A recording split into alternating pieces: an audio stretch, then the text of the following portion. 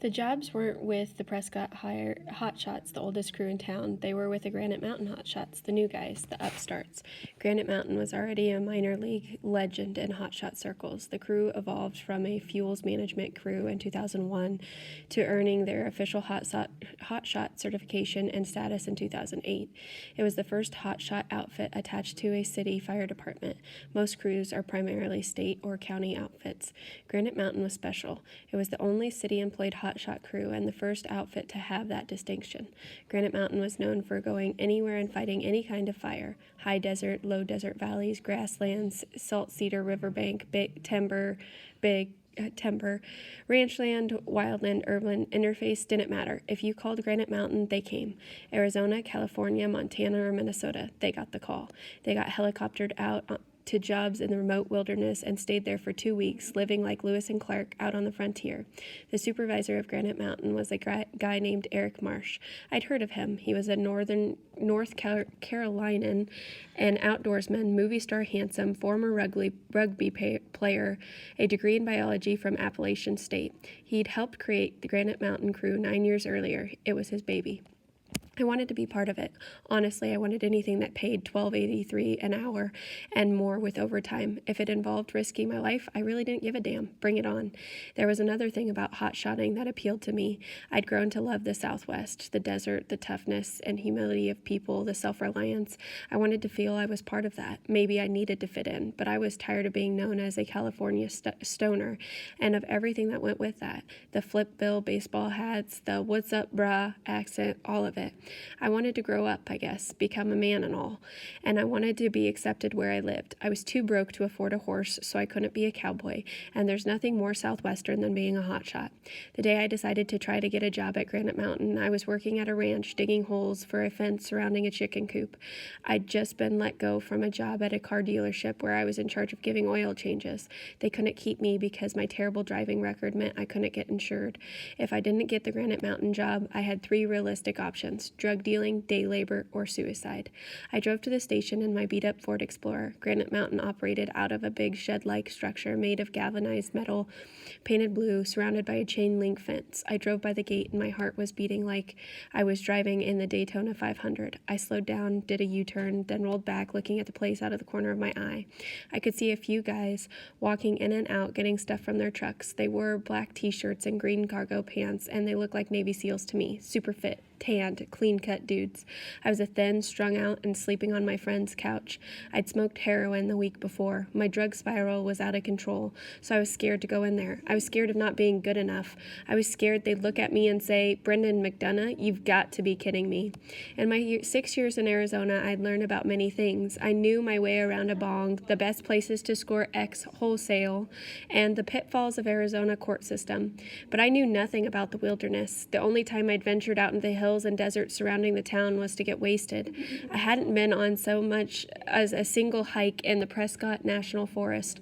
I had no idea what the wildland was. These guys did. They risked their lives out there. You don't belong here, I said to myself.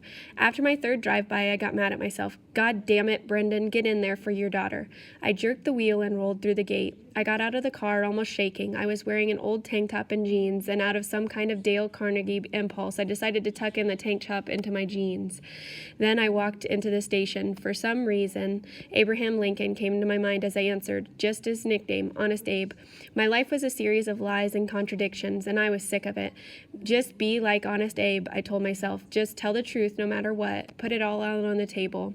I walked through the doors and found myself a little hallway. The first thing I saw was a guy I'd taken my EMT class with, and I smiled in relief. "Hey, Daniel, do you still have any positions open?" He gave me a strange look. Later he told me I'd tucked my tank top into my underwear by mistake, and they were visible above the waist of my jeans. What a champ. "Hey, Brendan, no, sorry, we don't. We're all filled up." The floor seemed to sink away. I felt defeat just wash over me. "Okay, thanks," I said. It had taken all of 5 seconds. I turned around.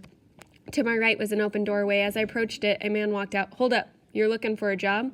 I didn't know it then, but this was Eric Marsh. He was tanned and fit, just like everyone in the place, but a little older. His eyes were kind. His voice had a bit of a southern twang at the end of the sentence. "Yes, sir," I said. "We've got 1 spot left open. You have your certifications?" I couldn't believe what I was hearing. "Yes, sir." "Okay. Can you do an interview now?" Now, I felt the fear come back full force, but I made myself nod. Yes, sir, whatever works best.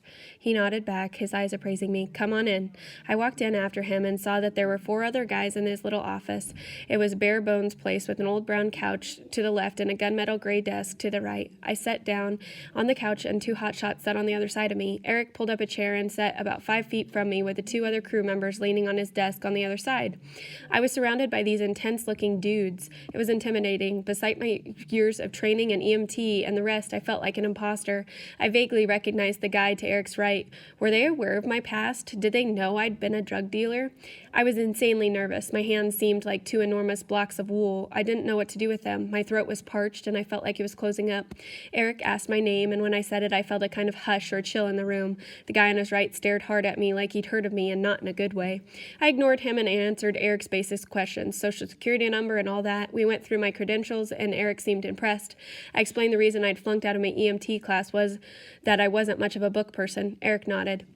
I'd enrolled in another EMT class and was passing so far, but I felt the questions Eric's were asking weren't the real test. He was studying how I reacted to him.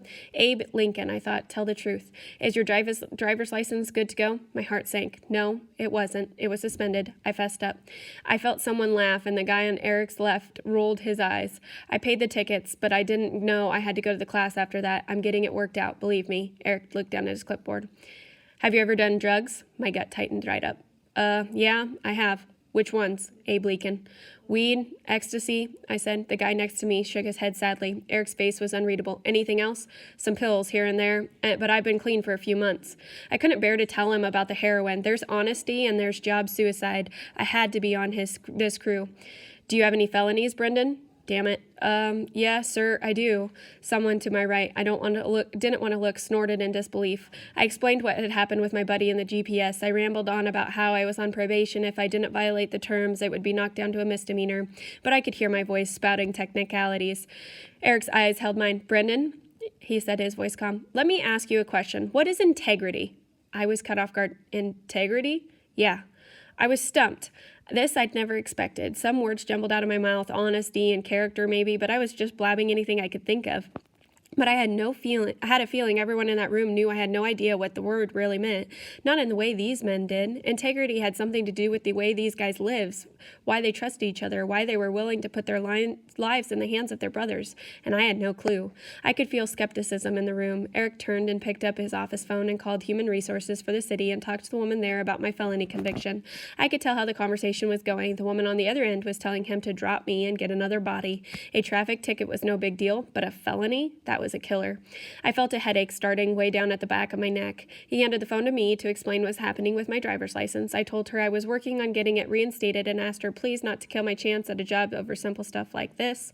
The office was silent, waiting. I handed the phone back to Eric and he said a couple of times.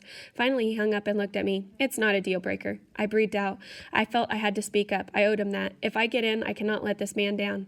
Listen, guys, I've made a bunch of mistakes in my life. I've done some stupid things that I'm ashamed of, but I have a 2-month-old daughter. Her name is Michaela, and I'm trying to give her the things I never had. I'm not going to let her down, and because of that, I won't let you down. Eric nodded. I would later learn that he had some bumps in his own road. He had battled a drinking problem for years before beating it. He knew about second chances. Eric's wife let me know that he saw a lot of himself in me. Okay, Eric said. We'll give you a shot. I leaned my head back and closed my eyes. The relief was physical, better than any drug I'd ever taken.